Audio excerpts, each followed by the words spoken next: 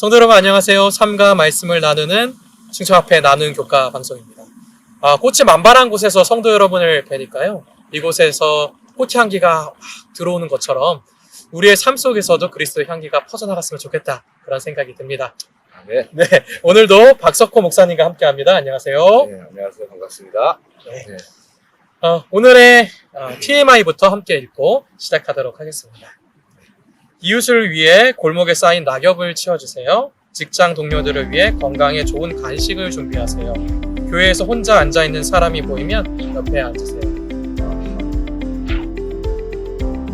교회에서는 항상 저는 이 점이 참 중요하다는 생각이 들어요. 가끔 구도자분들이 오시고 그러면 때때로 혼자 앉아 계시는 경우가 많은데 그 외로우시면 다음에 또 찾아오기 힘들거든요. 그래서 우리 성도님들도 혹시 모르는 사람이더라도 혼자 앉아 계시면 가서 인사도 좀 건네주시고 예배도 같이 드려주시면 구도자분들에게 큰 좀 위안이 되고 다음번에 교회에 찾아올 수 있는 좋은 TMI가 되지 않을까 그런 생각이 듭니다. 또 이웃을 위해 골목에 낙엽을 치우는 것도 매우 중요한 것 같습니다. 요즘에 또 한참 가을인데 보기에는 아름답지만 조금만 지나면 그 낙엽들이 다 떨어져서 가만히 놔두면 좀 지저분해집니다. 그래서 그것을 깨끗하게 치워놓으면 마을 어르신들이 상당히 좋아하는 것 같습니다. 네, 맞습니다. 기억절을 읽고 교과를 시작하도록 하겠습니다. 네. 또 증거는 이것이니 하나님이 우리에게 영생을 주신 것과 이 생명이 그의 아들 안에 있는 그것이니라. 아들이 있는 자에게는 생명이 있고 하나님의 아들이 없는 자에게는 생명이 없느니라. 아멘. 네. 신약을 기록한 저자들을 한번 쭉 보게 되면요. 누가를 제외하고는 대부분 유대인이었다는 것을 알 수가 있습니다. 그렇기 때문에 그들은 당연히 유대인으로서 생각을 하고 유대적인 사상과 감정을 좀 가지고 살았겠죠. 하나님께서는 그 성경의 저자들을 펜촉으로 쓰지 아니하시고 뭐로 썼습니까? 하나님께서 사상을 주시고 꿈을 주시고 그렇게 했었습니다. 네, 맞습니다. 그것을 우리는 사상 영감설이라고 이야기하는데요. 때문에 당연히 각 성경을 기록한 성경의 저자들은 그 성경을 기록하면서 자신의 특징과 사상들 속에서 성경을 기록하게 되었습니다. 이러한 관점에서 생각해 본다면 신약의 저자들에게 영생의 소망은 새로운 개념이 아니었을 것입니다. 유다서를 통해서 보게 되면 에녹이 재림에 관하여 예언했다라고 말하는 것을 볼 수가 있고요. 히브리서에서도 믿음의 영웅들이 하늘의 상급을 기대했다라고 말하는 걸 봤을 때 히브리적 관점 속에서는 이런 영생의 소망이 있었다라고 하는 것을 알 수가 있죠. 그런데 그러한 영생의 상급은 사실은 그리스도 예수님을 통해서만 이루어집니다. 그거는 뭐 저와 성도 여러분들 다 동의하시는 내용일 겁니다. 요한일서 5장 11절, 12절까지 읽겠습니다. 또 증거는 이것이니 하나님이 우리에게 영생을 주신 것과 이 생명이 그의 아들 안에 있는 그것이니라. 아들이 있는 자에게는 생명이 있고 아들이 없는 자에게는 생명이 없느니라. 네, 여기 성경에 아주 확실하게 이야기해주고 있죠. 예. 그래서요 이번 주 교과를 통해서 우리는 신약에 나타난 오직 예수 그리스도를 통하여 얻을 수 있는 유일한 소망에 대해서 다시 한번 확인해 보고자 합니다. 일요일 소지입니다. 이 삶 너머의 소망입니다. 그리스도의 역사가인 헤로도토스는요 아이가 태어날 때부터 고통을 당하기 때문에 그것에 대해서 위로를 하는 애도의 시간을 갖는 부족에 대해서 이야기를 합니다. 왜냐하면은 이 아이가 태어나서 성인이 될 때까지 어떠한 굉장한 시련과 어려움을 겪는다고 그 부족들은 생각을 한 것이죠. 근데 어쩌면 우리 그리스도인들의 삶도 크게 다르지 않다 그런 생각이 듭니다. 매우 고달프고 어려움이 있겠죠. 제가 한 번은 구도자분을 방문해서요 영생에 관해서 좀 설교를 하다가 이런 질문을 던졌어요. 우리 어르신 영원히 살기를 원하시죠? 이렇게 질문을 던졌는데 어르신이 뭐라고 대답하셨을까요? 필요 없다고? 네, 맞습니다. 그래서요 제가 이해가 안 됐어요. 왜 영원히 살기를 원하시지 않으시죠? 하고 이제 이야기를 들어보니까 그분의 인생이 참 고달프고 힘들었던 거예요. 그러니까 힘들고 고달픈 세상에서 영원히 산다는 게 복이 아닌 거죠. 그래서 만약에 우리의 인생이 이렇게 고달프고 힘들게 끝난다면 사실 얼마나 허무할까요? 그렇죠. 결국 태어나는 순간부터 고달픈 인생을 살고 죽음을 향해서 가는 게 인생일 거잖아요. 예. 아, 만약에 이런 인생이었다면 저는 참 허무하겠다 그런 생각이 드는데, 그러나 너무나도 다행이게도 성경은 우리에게 이 삶이 끝이 아니라 무엇이 있다라고 말합니까? 영생이 있다. 네, 맞습니다. 예수 그리스도 안에서의 소망, 즉 영생의 소망이 있다라고 말합니다. 고린도전서를 통해 보면 예수님께서 부활하셨기 때문에 우리에게도 그 소망이 있다라고 이야기하죠. 만약에 부활과 영생이 없으면 우리의 인생은 망한 거죠. 어떻게 그리스도인으로 사는 이 삶이 마음에 드십니까? 너무너무 마음에 들죠. 말씀이 없었으면 아마 술과 담배와 여자와 쾌락에 빠지던가, 네, 아니면 명예를 쫓아서 내 인생을 그리고 내 자신을 계속해서 증명해내기 위해서 쉼없는 삶을 네, 계속해서 살았을 거예요. 아마 아내와도 이혼을 했을 수도 있고, 네, 처자식도 참 버릴 수도 있고, 네. 뭐 그런 인생으로 흘러가지 않았을까. 아, 예. 감동적인 대답입니다. 왜냐하면 인간의 네. 욕망이, 저는 제 자신을 알거든요. 네, 엄청 많습니다. 그러나 그리스도의 그 진리를 발견하고 나서는 그런 모든 욕망들이 사라지더라고요. 제가 어릴 적에 저희 아버지에게 똑같은 질문을 했었거든요. 음. 근데 목사님과 똑같이 대답해 주셨습니다. 정말요? 네, 그래서 만약에 그리스도의 재림이 없다고 할지라도 음. 자신은 그리스도인으로 사는 삶이 더 좋고 의미 있는 삶인 것 같다라고 저에게 맞습니다. 이야기를 해주셨었어요. 음. 근데 저는 사실 완전한 공감을 하기는 어려웠어요. 어렸을 때. 네, 왜냐하면 신앙의 징수는 역시 영생이고, 그렇죠. 그것이 없다면 그렇게 의미 있는 삶을 산다 한들 그래도 끝은 허무할 것이다 하는 생각이 들었기 때문입니다. 그래서 저는 그렇게 생각해요. 만약에 영생이 없다면 세상 사람들처럼 즐기고 사는 것도 나쁘지 않겠다.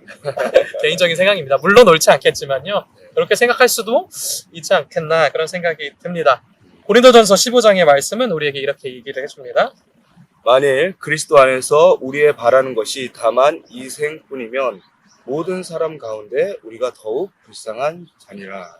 그러나 이제 그리스도께서 죽은 자 가운데서 다시 살아 잠자는 자들의 첫 열매가 되셨도다. 아멘. 만약 목사님께서는요, 어떤 영화에 나오는 것처럼 24시간 후에 혜성이 지구에 떨어져서 멸망하게 된다면 무엇을 좀 하고 싶으신가요? 신앙인으로서는 아마 네, 기도를 하고, 네, 그리고 한 사람이라도 더 전도를 하고 네. 그러고 있겠죠. 근데 신앙인으로서의 대답을 말고요. 그러면 우리에게 영생이 없다고 한번 생각해 보면 어떨까요? 그렇게 된다면 정말 저뿐만 아니라 정말 많은 사람들이 도둑질과 싸움과 폭력으로 계속해서 자기의 이기적인 욕망을 그 순간에 다 채워보려고 엄청나게 노력을, 싸움을 했었을 네, 것 같습니다. 네, 맞습니다. 저도 어릴 적에 이런 상상들을 많이 했었는데, 곧 지구가 멸망한다면 무엇을 해야 될까? 대학생 때 그런 생각을 했었거든요. 한참 감수성이 풍부한 시기라서 네. 사랑하는 사람이랑 24시간을 보내야겠다. 아, 그런 생각을 했는데, 상당히 건전한데요. 근데 영화의 내용을 보게 되면요, 많은 비슷한 주제를 다루고 있는 영화들이 있는데 이러한 내용들이 다 나오더라고요. 어떤 사람들은 정말 사랑하는 사람이랑 마지막에 손잡고 예. 이제 그러한 시간을 함께 보내고, 예. 말씀하셨던 것처럼 어떠한 사람들은 막 범죄를 저지르고, 네. 어떠한 사람들은 이제 즐기자 막 파티를 하고 예. 그렇게 하는데, 결국 영화의 끝은 다 어떻게 보냈든지 상관없이, 다 같이 좀. 그렇죠, 허무하게 끝이 납니다. 만약에 우리의 인생 속에 영생이 없다면 파티를 즐기든 사실 사랑하는 사람과 시간을 보내든 그 끝은 허무한 종말일 수밖에 없습니다. 네. 영감의 교훈의 내용으로 오늘의 말씀을 정리해 보도록 하겠습니다. 만일 예수님께서 당신의 인간적 동정과 사랑의 팔을 우리에게 뻗쳐 우리를 구출해 주지 않으셨을 것 같으면 우리는 우리의 고통의 정도가 어느 정도 깊었을 것이며 불행이 어느 정도로 더 컸었을 것인지 헤아릴 수 없다. 월요일 소지 내가 다시 오리라. 예수님께서는 그래서 우리에게 분명하게 이렇게 말씀하신 것 같아요. 내가 다시 오리라 라고 네. 약속을 하신 것 같습니다. 성도 여러분, 외우고 계시고 있는 성경절 제가 읽어볼게요. 요한복음 14장입니다. 너희는 마음에 근심하지 말라. 하나님을 믿으니 또 나를 믿으라. 내 아버지 집에 거할 곳이 많도다. 그렇지 않으면 너희에게 일렀으리라. 내가 너희를 위하여 처소를 예비하러 가노니 가서 너희를 위하여 처소를 예비하면 내가 다시 와서 너희를 내게로 영접하여 나 있는 곳에 너희도 있게 하리라. 아멘. 그 확실한 약속이 우리에게 주어져 있습니다. 요한계시록에도요, 예수님께서는 4번이나 내가 속히 오리라라고 약속하셨습니다. 그런데 문제는요, 그 약속을 들은 지 벌써 한 2000년이 되어 간다는 겁니다. 그동안 우리 믿음의 조상들은 예수님의 재림을 기다리다가 다 잠들었습니다. 근데 예수님은 오셨나요? 예수님께서는 아직도 오시지 않으셨습니다. 그럼에도 오늘 우리는 이 소망의 기별을 믿고 전해야 할까요? 전해야죠. 왜냐하면 네, 제가 보니까 네, 아담 때부터 노아 때까지 예. 인간이 타락하는 시간이 네, 1000년 살짝 넘으니까 네. 타락을 해버렸어요. 예, 예. 근데 2000년 지났다는 건 소망이 있는 거예요. 아, 네네. 엄청, 그러니까는 예수님께서 우리에게 보여주신 그 믿음과 네, 그 진리가 네. 인간의 타락을 점점 늦췄어요. 아, 네. 예. 그렇기 때문에 주님이 오시기 전까지 정말 한 사람이라도 더 구원하기 위해서, 한 네. 사람이라도 더 주님의 모습을 회복하기 위해서 우리는 복음을 전해야 된다. 정말 목회자다운 답변이셨다. 저는 그러한 생각이 듭니다. 그럼에도 오늘날의 많은 청년들, 또 젊은 세대들, 좀 불평할지 몰라요. 내가 신앙을 위해서 대학 가는 것도 포기하고, 어쩌면 직장도 더 안 좋은 직장을 다니고 있는데, 언제까지 예수님의 재림은 늦춰지는 것일까? 그렇게 얘기할지도 모릅니다. 이러한 마음을 어쩌면 베드로 사도는 다 알았던 것 같아요. 그래서 우리에게 이렇게 그 이유에 대해서 설명을 해줍니다. 사랑하는 자들아, 주께는 하루가 1000년 같고 1000년이 하루 같은 이 한 가지를 잊지 말라. 주의 약속은 어떤 이에 더디다고 생각하는 것 같이 더딘 것이 아니라 오직 너희를 대하여 오래 참으사 아무도 멸망치 않고 다 회개하기에 이르기를 원하시느니라. 아멘. 네. 저는 그래서요, 하나님의 시간은 인간 사고 너머에 있다라는 생각이 듭니다. 왜냐하면 태초에 아담과 하와가 범죄했을 때 하나님께서는 메시아에 대한 약속을 주셨고요. 심지어 아담과 하와는 그것이 바로 이루어질 일, 혹시 가인이 아닐까 그런 생각도 했지만은 결국 메시아가 올 때까지는 4000년이라는 시간이 흘렀거든요. 네. 그렇지만 예수님께서는 인류를 구원하기 위한 가장 적절한 시기에 오셨다고 하는 거죠. 네. 때문에 하나님의 계획 속에는 이 2000년이라는 시간은 결코 긴 시간이 아니다. 그런 생각이 듭니다. 또 이런 관점도 생각해 볼 수 있을 것 같아요. 지구라는 관점에서 2000년은 또 길지 않지만 개인의 관점에서 보면 또 어떨까요? 개인의 관점에서는 예수님께서 오시는 기간이 120년이 다 넘지 않을 거라 하는 생각이 들어요. 그렇죠. 120살을 못 사니까. 네네. 그래서 이렇게 잠깐 눈 감았다가 뜨면 모두 다 진짜 잠깐 후면 예수님의 재림을 보는 게 아닐까 그런 생각이 듭니다. 저는 그 축구하다가 발목이 부러져가지고요. 수술하러 갔거든요. 너무 걱정돼가지고 의사 선생님한테 이제 마취 막 하는데 의사 선생님 지금 마취 되고 있는 건가요? 제가 이렇게 물었어요. 그랬더니 약간 몽롱한 기분이 들더라고요. 그리고 나서 제가 다시 정신을 차려가지고 시간이 안 지난 것 같았어요. 아예 안 지난 것 같았어요. 그래서 마취 된 건가요? 라고 물었는데 수술 끝났다고 말씀하시더라고요. 맞아요.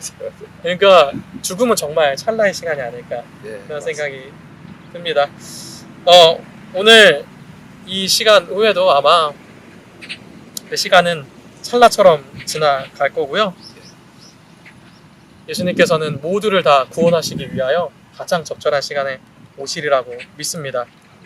만약에 오늘 예수님께서 이 방송을 하고 있는 동안에 예수님이 오신다면 정말 좋을까요? 너무 좋죠. 저는 언제 오셔도 괜찮습니다.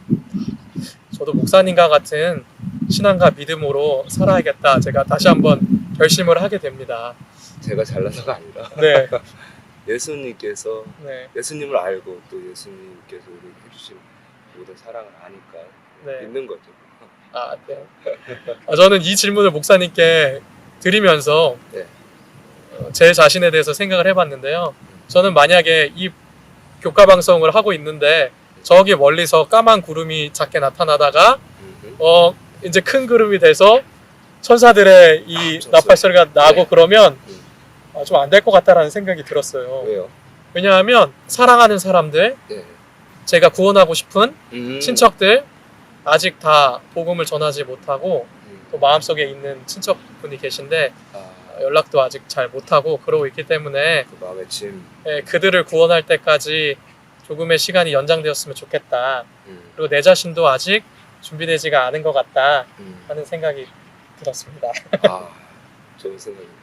그러면은 하나님께서 오히려 그런 사람들을 더 인쳐주시고 네, 칭찬해주시고. 네. 영감의 교훈으로 맞춰보겠습니다. 이 세대가 지나가기 전에 이 일이 다 이루리라고 말씀하신다. 이 징조들은 나타났다. 이제 우리는 주의 재림이 박두했다는 사실을 확실히 안다. 예수님께서 천지는 없어지겠으나 내 말은 없어지지 아니하리라고 말씀하신다. 아멘. 아멘. 화요일 소재입니다. 내가 그를 일으켜 세우리라. 예수님께서는 오병이어의 기적을 보여주시고 예. 5천 명을 먹이셨습니다. 그랬더니 그 기적 이후에 대중들은 예수님을 세상의 왕으로 삼으려고 하였죠. 그렇죠. 그래서 예수님께서는 그들의 마음을 아시고 그들을 떠나 호수를 건너 반대편으로 이동하셨습니다. 예. 그런데 사람들이 예수님을 왕으로 추대하고 싶은 마음이 얼마나 컸는지 예수님을 따라오게 되죠. 예. 예수님은 그들에게 특별한 설교를 하십니다. 그것이 바로 먹어서 사라질 떡이 아니라 영원한 생명의 떡에 관한 설교였습니다. 이 예수님의 설교에는 세 가지 아주 중요한 관점이 담겨져 있습니다. 네. 첫 번째는요, 바로 자기 자신이 하늘에서 내려주신 생명의 떡이라고 하는 관점이고요. 예. 두 번째는요, 그 생명의 떡이신 예수님께 온다면 예수님 안에서 영생을 얻을 거라는 내용입니다. 네네. 성경절을 한번 읽어주세요. 요한복음 6장 35절 예수께서 가라사대 내가 곧 생명의 떡이요 내게 오는 자는 결코 줄이지 아니할 터요 나를 믿는 자는 영원히 목마르지 아니하리라. 네. 그리고 세 번째는 이를 위하여 예수님께서는 죽은 자들 다시 살리시겠다 하는 네. 내용입니다. 요한복음 6장 40절에 내 아버지의 뜻은 아들을 보고 믿는 자마다 영생하는 이것이니 마지막 날에 이를 살리리라 하시니라 라고 네. 말합니다. 그래서요, 예수님의 이 설교를 보게 되면요, 예수님을 믿는 그리스도인들은 죽음을 경험할 수 있지만 예. 그러나 그것이 끝이 아니라 다시 살림을 경험하게 될 것이다 라고 하는 복음입니다. 아멘. 이 복음을 기억하시면서 수요일 소지로 넘어가겠습니다. 예. 하나님의 나팔 소리. 예. 초대교회의 데살로니가의 선도들은요, 살아서 예수님을 만날 것이라고 기대를 하였습니다. 그러나 문제가 있다면 이들이 다 어떻게 된다는 것이죠? 잠들어 있다는 사실. 네, 차례차례 다 잠들게 되었다는 사실입니다. 예. 한 명씩 죽을 때마다 이들의 마음은 참 괴로웠습니다. 예. 왜냐하면 이들은 먼저 떠난 사람들을 다시 만날 수 없을 것 같았기 때문이죠. 예. 그래서 사도 바울은요, 이들에게 소망의 말씀을 전해줍니다. 데살로니가 전서 4장 13절입니다. 형제들아 자는 자들에 관하여는 너희가 알지 못함을 우리가 원치 아니하노니 이는 소망 없는 다른 이와 같이 슬퍼하지 않게 하려 함이라. 우리가 예수의 죽었다가 다시 사심을 믿을진대 이와 같이 예수 안에서 자는 자들도 하나님이 저와 함께 데리고 오시리라. 우리가 주의 말씀으로 너희에게 이것을 말하노니 주 강림하실 때까지 우리 살아남아 있는 자도 자는 자보다 결코 앞서지 못하리라.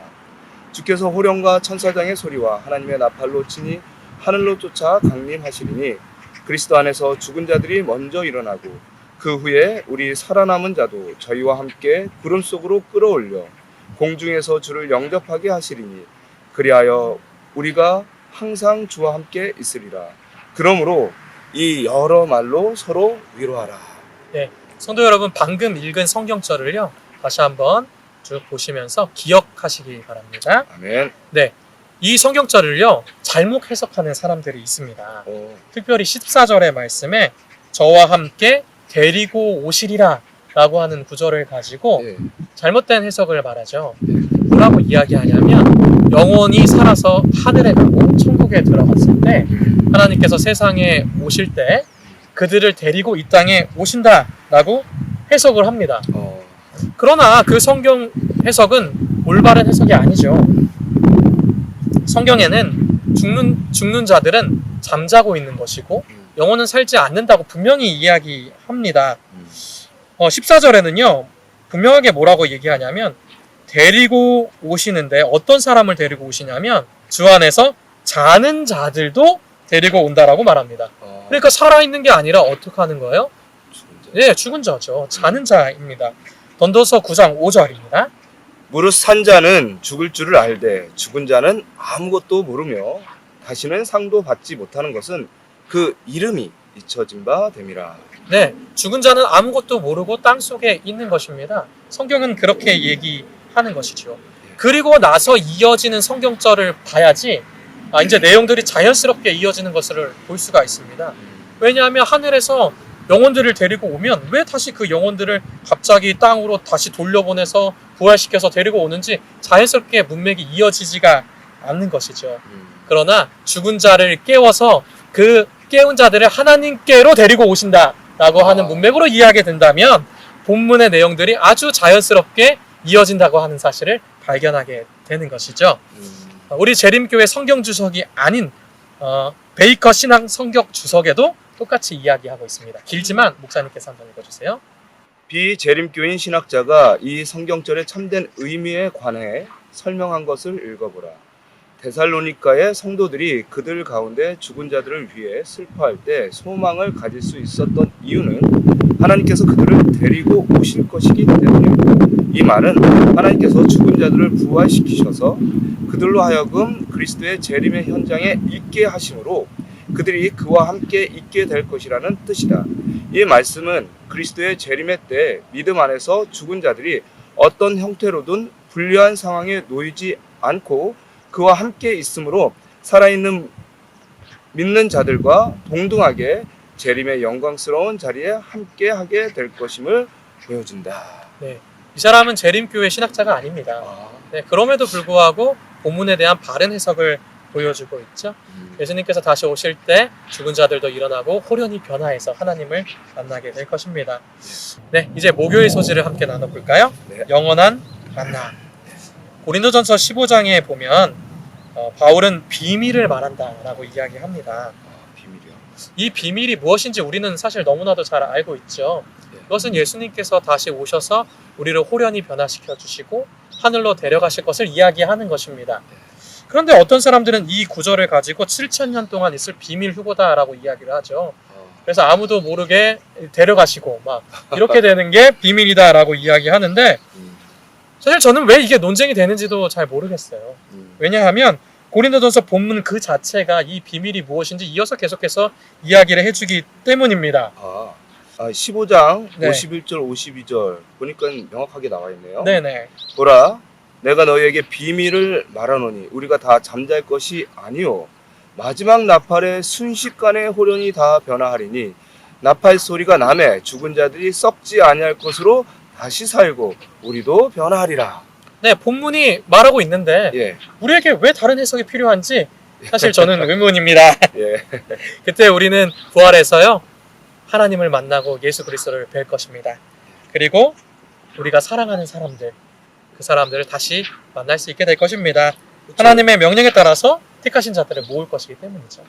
이게 비밀이라고 얘기한 것은 네. 믿지 않는 사람들에게 그렇죠. 보이지 않고 네. 들리지 않으니까 그게 네. 비밀처럼 느껴진다라고 생각을 하는 거죠. 네, 그렇습니다. 그 영광스러운 자리에 모두가 함께 참여했으면 좋겠는데요. 네네. 우리 목사님께서는 그날에 누구를 가장 만나고 싶으신가요? 물론 예수님이겠지만 사람 중에 혹시 만나고 싶은 사람이 있을까요? 사람은 네. 다 만나면 반갑겠죠. 네, 네. 그런데 어쨌든 우리 가족들을 가장 이제 보고 싶겠고요. 네. 그리고 또 가족 말고는 친구들도 보고 싶겠고 또뭐 교인들도 다 보고 싶겠죠. 네. 그 장로님은 어떻게 오셨나 안 오셨나. 그 네. 집사님. 엊그저께도 우리가 네. 오랜만에 도농 한마당을 했는데 맞아요. 예. 오랜만에 이제 교인들 헤어졌던 교인들 만나니까 너무 반갑고 맞아요. 어떻게 지내셨냐 건강하시게 잘 사시는 거 보니까 너무너무 감사하더라고요. 맞습니다. 그날에 참 보고 싶은 사람을 만나기를 원합니다. 저는요, 제가 중화동교에서 네. 학생반 전도사로 있을 때 저를 많이 도와주던 학생이 있었어요. 근데 그 학생이 주님 안에 잠들었거든요. 그때 학생들과 많이 울었던 기억이 나요. 그리고 학생들도 왜 하나님께서는 이렇게 열심히 하는 청년을 데려가야만 하는가라고 저한테 물어보기도 했었던 기억이 납니다. 그 마지막 통화가 그 전날이었는데 목사님 저 여기서 전도사님 위해서 기도하고 있어요. 다른 기도 제목 있으면 또 알려주세요. 제가 기도할게요. 이었습니다. 그래서 그날에 만나고 싶어요. 그리고 어떤 기도 제목으로 기도해줬니? 이렇게 물어보고 싶습니다. 금요일 연구로 오늘의 교과를 마무리하면 될 것 같습니다. 네. 이와 같이 예수 안에서 자는 자들도 하나님이 저와 함께 데리고 오시리라고 바울은 기록하였다. 많은 사람들이 이 성경절을 자는 자들이 그리스도와 함께 하늘에서 올 것이라고 해석하였으나 바울은 그리스도께서 죽음에서 부활하신 것처럼 하나님께서 자는 성도들을 그들의 무덤에서 불러내어 그리스도와 함께 하늘로 데려가시리라는 것을 의미하였다. 이것은 데살로니가 교회뿐만 아니라 어느 곳에 있든지 모든 그리스도인들에게 얼마나 귀한 위안이며 영광스러운 희망인가. 아멘. 오늘 우리는요, 우리의 삶의 유일한 소망에 대해서 함께 나누었습니다. 우리의 삶이 허무하게 끝나는 것이 아니라 영생이 있음에 하나님 아버지께 감사를 드립니다. 네. 이번 한 주도요, 예수님 안에서 영생을 소망하며 하늘을 향해 전진하시는 저와 성도 여러분이 되기를 간절히 바라면서 교과 방송을 마치도록 하겠습니다. 네. 기도하심으로 마치겠습니다.